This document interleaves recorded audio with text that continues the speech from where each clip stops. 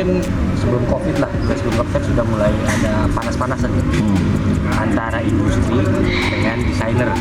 Kayaknya kan mulai panas-panas jadi maksudnya mungkin karena efek kita yang sedang turun. Karena Indonesia ekspor kayaknya sudah di bawah 1,7 miliar dolar. Ya, Dibandingkan 10 tahun lalu mungkin kita masih di atas Vietnam. persis. Sekarang Vietnam sudah berkali-kali lipat. Persis. Itu kan saling menyalahkan nih. Ya, tapi Industri menyalahkan desainer karena ya ini desainer Indonesia banyak terus nggak kreatif bikin produk yang itu market ternyata. ya, Desainer juga punya opini sendiri pasti kan, punya pembelaan sendiri. Nah kalau dari Mas Bram nih dari kacamata desainer, nah, setuju nggak? aku setuju, sangat Sebagai setuju. seorang desainer loh. Sebagai seorang desainer aku setuju karena aku ada di dua kaki ya, kakiku ada di dua lahan gitu. Jadi Tiga asosiasi pemerintahan sama desainer. ya, ya. Jadi kebetulan aku ada di mana-mana gitu. Jadi aku dulu pengusaha furniture juga, terus aku desainer juga, aku juga pengurus asosiasi, dan sekarang terlibat di pemerintahan juga. Nah, sebenarnya gini, karena aku ada di 4 dunia itu tadi, itu aku jadi ngelihat, memang kita ini nggak nyambung. Dari 4 dunia itu nggak nyambung. Jadi gini, aku pertama mungkin dari sisi desainer dulu nih, karena aku kan sebenarnya basically desainer. Nah, pada saat ngomongin desainer, ilmu desain itu kan dari luar. Teori desain itu dari luar. Design thinking itu dari luar. Nah, sebenarnya design thinking yang dibangun oleh teori-teori itu adalah teori-teori yang memang berbasis pengalaman di sekitar mereka. Nah, pada saat itu dibawa ke Indonesia, kelihatannya nggak nyambung kelihatannya. Aku tidak menyalahkan akademisi ya, ini tidak dalam konteks menyalahkan teman-teman akademisi atau tidak menyalahkan kurikulum gitu. Tapi pada saat yang ada di dunia ini seperti ini, di dunia kita nih maksudnya di Indonesia gitu. Terus kita itu dikasih kacamata yang tidak fit in gitu. Yang tidak Fit in ke dunia yang sebenarnya. Umpamanya nih kacamata terus tahu-tahu kita kasih filter biru gitu. Pada saat kita ngelihat dunia ini kan jadi berubah warna. Nah, akhirnya para desainer nggak nyambung. Karena kacamatanya tidak fit in gitu. Sebenarnya kalau kreativitasnya, canggihnya, terus talentanya nggak kalah. Sama sekali aku berani ngomong nggak kalah. Ya banyak yang bilang gitu kan, dari industri juga ngakuin Indonesia tuh nggak kalah. Ya. Kalau soal desain kreativitas nggak kalah. Nggak kalah, jauh bahkan. Kalau mau kita bandingin sama Malaysia, Thailand, bahkan Filipina gitu, itu menang kita jauh. Menang kita kalau di kreativitas kita masih bisa membanggakan diri lah. Tapi kan beberapa yang bilang nih, karena kita saking kreatifnya jadi idealis. Jadi bukan lagi nanti bikin produk yang dibutuhkan market, tapi yang dibutuhkan egonya keluar. Ya benar. Nah, itu beberapa. Tapi nggak, sebenarnya dari sisi akademik memang kebetulan karena kalau aku kan kuliahnya di KRIA, jadi aku tidak kuliah di bidang desain. Aku cukup beruntung karena aku tidak kuliah di bidang desain gitu. Nah, kuliahku tuh di jurusan KRIA logam isi. Nah, pada saat aku belajar di KRIA logam itu aku lebih banyak bekerja tangan langsung. Jadi kita tidak diajari sekedar mendesain, tapi kita diajari untuk building, yang nge-build gitu. Nah, itu aku akhirnya bisa merasakan pada saat gimana seorang desainer itu membuat produk dan dibuild oleh para artisan kita. Dan kalau dari sisi desainer nih ke industri, maksudnya untuk kondisi industri sekarang, bottleneck itu ada di mana sih? Bottlenecknya tidak nyambungnya antara pendidikan desain dengan apa yang ada di lapangan. Ya, di dunia nyata. Itu masih banyak tidak nyambung. Walaupun sudah ada istilahnya usaha untuk menyambungkan itu. Dari teman-teman akademisi juga sudah berusaha, dari teman-teman industri juga sudah berusaha. Ini sudah saling mendekat nih. Cuma memang itu tadi kita itu masih kadang-kadang masih punya pikiran-pikiran pokoknya gini. Aku punya beberapa teman yang lulusan luar negeri, desain, di bidang desain. Pada saat mereka datang ke Indonesia, mereka pasti akan panik karena tidak bisa membayangkan proses produksinya yang ada di Indonesia. Kenapa? Karena maunya gini, tukang itu kan bukan mesin yang bisa diprogram gitu. Dia harus tahu caranya ngobrol sama tukang. Iya, sama dulu. Harus samanya dulu nih. Bahasa harus sama dulu. Terus nanti belum tukang ini juga punya ego.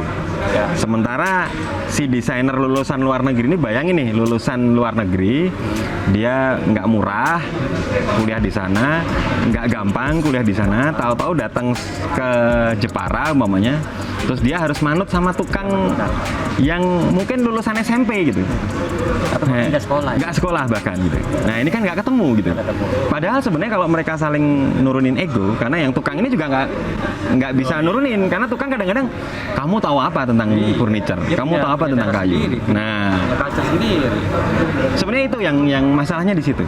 Kalau ada desainer, misalkan desainer produk atau desainer furnitur sekarang, apakah mereka punya kompetensi atau punya skill untuk produksinya? Diajarin nggak di akademi? Setahu saya diajarin, karena aku kan juga belum pernah kuliah di bidang desain gitu. Tapi setahu saya, karena banyak teman-teman akrabku yang dosen di bidang desain produk gitu, itu memang diajarin. Tapi memang mungkin kurang dalam, karena kan ya ini kampus ya, karena ini kampus dia terpaut waktu gitu, jadi memang tidak bisa spesifik gitu. Dan si dosen ini kan juga yang sulit kan gini, pada saat momennya kita ngomong tentang pengetahuan bahan, kan ada tuh kuliah pengetahuan bahan.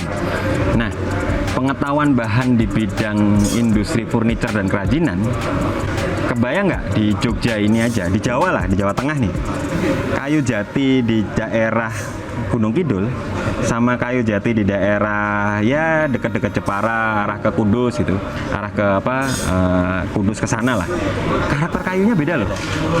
Iya kan? Nah, sekarang kebayang nggak seorang dosen mau ngajarin mahasiswa-mahasiswanya dengan keberagaman hayati yang ada di Indonesia?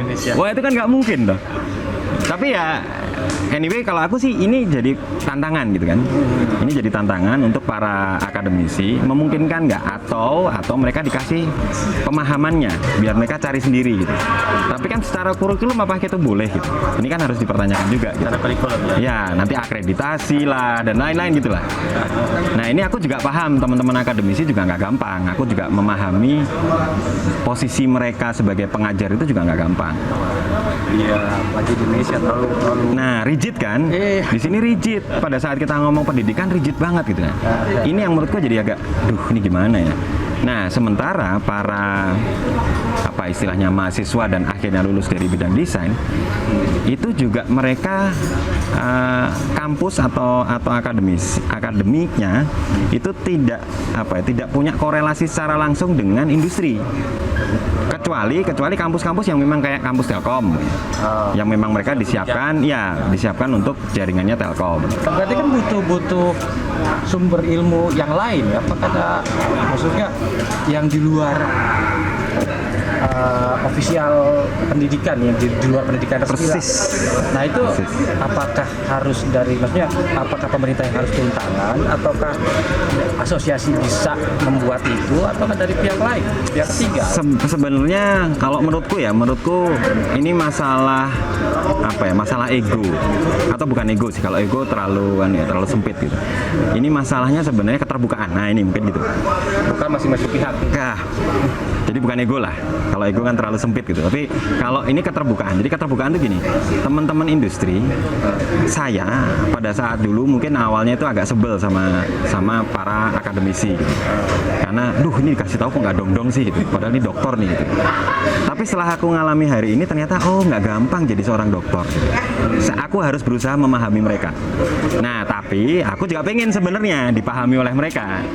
Walaupun belum gitu, tapi nggak apa-apa gitu. Minimal aku dulu nih, aku berusaha memahami mereka. Nah, sama juga kayak gitu, para industriawan ini juga harus mulai mencoba untuk memahami bidang lain. Iya, umpamanya seorang desainer ini gimana sih gitu. Karena di industriawan, di para industriawannya itu membedakan antara desainer dengan drafter aja belum bisa. Atau dengan karyawan. Nah, itu dia, operator komputer. Hmm. Nah, mending kalau drafter ya, ini operator komputer. Jadi lulusan Alvar Aalto dari Finlandia suruh jadi operator komputer, kan nggak nyambung, kan gitu. Terakhir mungkin pesan-pesan lah buat desainer yang sekarang sudah jadi desainer, buat calon desainer, Ya. bagaimana bisa menghadapi industri dan ya buat ke depan lah kita untuk Indonesianya gimana.